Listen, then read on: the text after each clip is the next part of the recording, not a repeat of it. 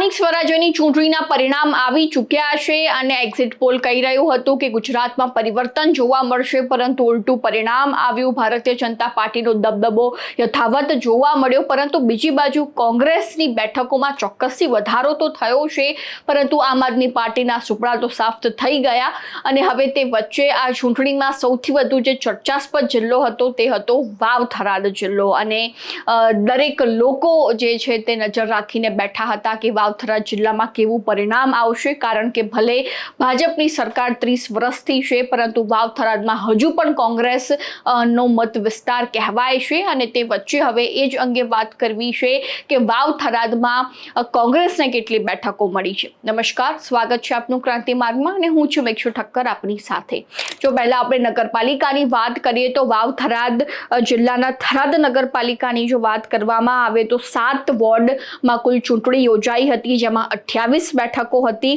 તો ભાજપની 19 બેઠકો અહીંયા જીતી ચૂકી છે, એટલે કે 19 ઉમેદવારો જે છે તે અહીંયા ચૂંટણી લડી રહ્યા હતા અને 19 ઉમેદવારો જે છે તે તેમને જીત મેળવી હતી. તો તેની સામે 8 બેઠકો જે છે તે કોંગ્રેસના ફાળે ગઈ છે, તથા અન્ય એક અપક્ષે જે છે તે જીતી છે.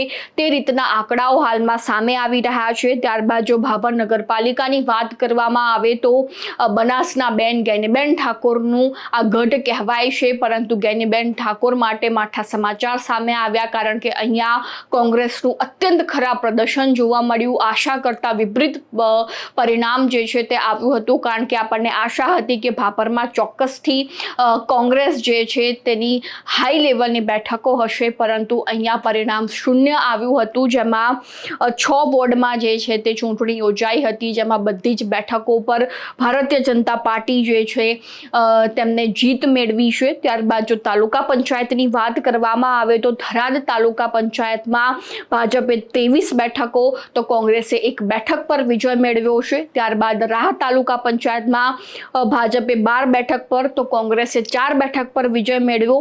વાવ તાલુકા પંચાયત બાદ જો ધણીધર તાલુકા પંચાયતની વાત કરવામાં આવે તો 12 ભાજપ, 2 કોંગ્રેસ અને 2 અપક્ષ આટલી બેઠકો જે છે તે તેના આંકડા સામે આવી રહ્યા છે. ત્યારબાદ સુઈગામ તાલુકા પંચાયતની વાત કરવામાં આવે તો 9 ભાજપ અને 7 કોંગ્રેસના ફાળે બેઠકો ગઈ છે. ભાભર તાલુકા પંચાયતમાં 10 ભાજપ, 7 કોંગ્રેસ તો 1 અપક્ષના ફાળે બેઠકો ગઈ છે.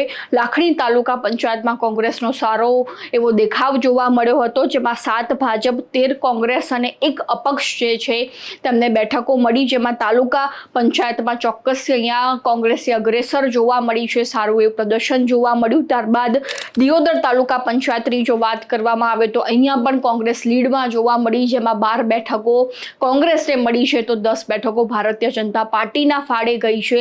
એટલે વાવ થરાદમાં જે છે તે કોંગ્રેસને સારું એવું પરિણામ મળ્યું છે. જો કે ધાર્યા કરતા જે છે તે પ્રતિસાદ ઓછો જોવા મળ્યો.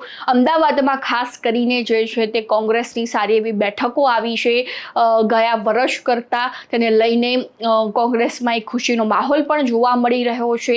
તો હવે જોઈ રહ્યું કે વર્ષ 2027ની વિધાનસભાની ચૂંટણીમાં કેવો માહોલ જોવા મળે છે. અને ચોક્કસથી અમારી સાથે જોડાયેલા રહેજો અને ક્રાંતિ માર્ગને ફોલો કરવાનું ભૂલતા નહીં.